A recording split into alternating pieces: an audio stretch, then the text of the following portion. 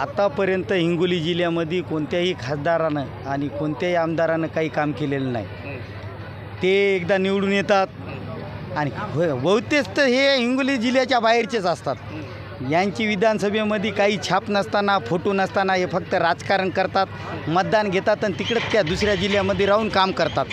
हे पहिलं हेतू आहे। येणाऱ्या काळामध्ये यांनी आता हिंगोली जिल्ह्यामध्ये पाऊस काळ कमी झाला, 100% विमा येणार होता, ते सुद्धा त्याने कॅन्सल केला। म्हणले वसमत तालुका चांगला आहे म्हणजे हिंगोली जिल्हा चांगला आहे। बाकीचे 9 विधानसभा होत्या, 6 विधानसभा होता, 6मध्ये 5 विधानसभा फक्त या ठिकाणी पाऊस पडत नाही आणि दुष्काळ ठिकाण आहे त्यांना तर 100% विमा यायला पाहिजे होता।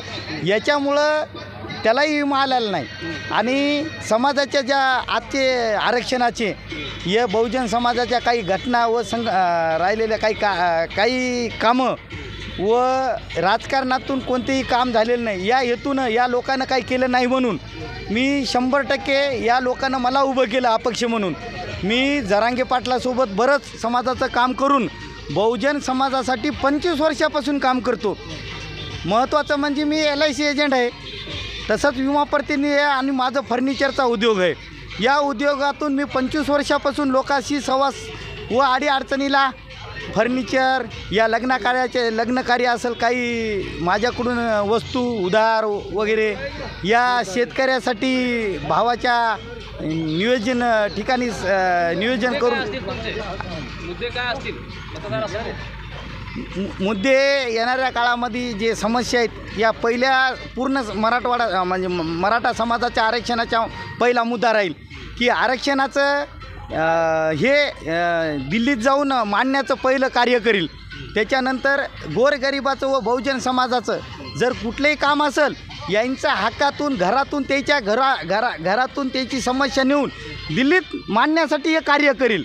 दुसरी, सुशिक्षित बेरोजगारासाठी रोजगारी संधी उपलब्ध करून देईल व दुष्काळ भागामध्ये पाण्याचा सिंचनाचं व बंधाऱ्याचं काम करण्यासाठी मी दिल्लीला जाऊन मी केंद्रामधून हक्कानं काम आणीन।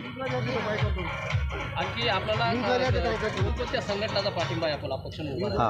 मला समजा जास्त गरीब जे जनता जो मतदार आहे आणि बहुजन 18 पगड जातीचा मला सपोर्ट आहे।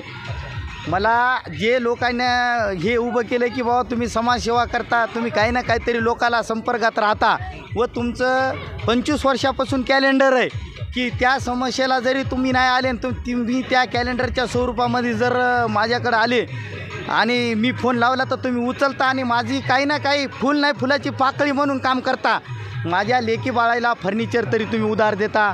या मला गुंतवणुकीमधून LICचं गुंतवणूक शिकून येणाऱ्या काळामध्ये मला तुम्ही त्याची तरतूद देता। या शिक्षणासाठी लागणाऱ्या पैशामधून कुठून कर्ज वगैरे म्हणा फुलपाकळी म्हणून काहीतरी काम करता। या तुम्ही कोण्याही क्षेत्रामधून काहीतरी काम करून आम्हाला सहकार्य करतात, या हेतूनं मला जनतेनं उभं केलेलं आहे।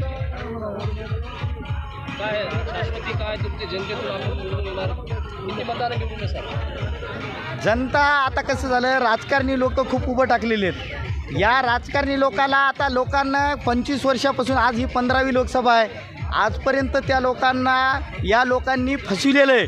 म्हणून राजकारणी लोकांसोबत लोक जरी दिसले तर त्यांना 100% लोक मतदान टाकणार नाहीत, कारण त्यांच्या रक्तामध्ये राजकारण घुसलेलं आहे आणि त्यांना घराणशाही व 7 पिढ्याचं कमवून ठेवलेलं आहे। यांना काय जनतेसाठी काय केलेलं नाही आणि हे करणार नाहीत। म्हणून जनता 100% मला आश्वासन देऊन आणि 100% मला मतदान देऊन मला एकदा लोकसभेमध्ये पाठवून मी त्याच्या समस्या मांडण्यासाठी मला दिल्लीमध्ये पाठविण्याची जनता ठरवून देणार आहे। यांना जनता आपण बांगर साहेबांना एवढ्या ताकदीनिशी आपण या ठिकाणी उभं करतात, जवळपास त्यांनी कोळीकर सर नाही मग बांगर साहेबांना साखळी उपोषणापासून जे काम केलेलं आहे ते मनोज जरांगे पाटलासोबत त्याच्यासोबत आम्ही त्यामुळे बांगर साहेबाच्या पाठीमागे आम्ही उभे आहेत। सर्व एक मराठा कार्ड म्हणून बांगर साहेबांना आपण उभं केलेलं आहे की काय सांगा? मराठा कार्ड म्हणून तर केलेलं आहे, त्याच्यासोबत बहुजन समाज पण आमच्या पाठीमागे आहे। काय मुद्दे असतील तुमचे? ते बांगर साहेबांनी सांगितले ना। मी समाजासाठी कमीत कमी 5 महिन्यापासून काम करत आहे. आज मी साखळी उपोषण व अमरण उपोषण संपूर्ण जवळपास मी 3 जिल्ह्यातून चलून स्वतः साखळी उपोषण आमच्या सर्कलमधून पूर्ण मराठा समाज तसेच बहुजन 18 पागड समाजासोबत चालविलेलं त्या समाजानं सुद्धा मला आमच्या समाजाला मदत करून मुंबईपर्यंत कार्य केलेलं आहे. त्यांनी कोणतं कार्य जेवण्याचं या समाजासाठी मांडण्याचं व आरक्षणासाठी व रस्ता आंदोलन व उपोषण मी आणि निवेदन देऊन पूर्ण मी 6 महिन्यापासून घरावर तुळशीपत्र ठेवून मी समाजाचं व बहुजन समाजाचं 25 वर्षापासून काम करतो. त्या समाजामध्ये जर एखाद्या माणसाला काही लागत असेल तर मी वैयक्तिकसुद्धा खूप काम केलेलं आहे. माझं वैयक्तिक म्हणजे पहिले सुरुवात झालेली LICपासून मी जवळपास 24 वर्षापासून सतत समाजामध्ये कार्यरत आणि सुखादुःखात जाणारा माणूस आहे. आणि येणाऱ्या काळाला मला खूप मोठं समाजाचं काम करायचं आहे. याच्यामुळं जनतेनं बहुजन समाज व 18 पगड जातीनं मला बहुमत मताने विजय करावं ही संपूर्ण समाजाला विनंती करतो. माझे 2 शब्द संपवतो.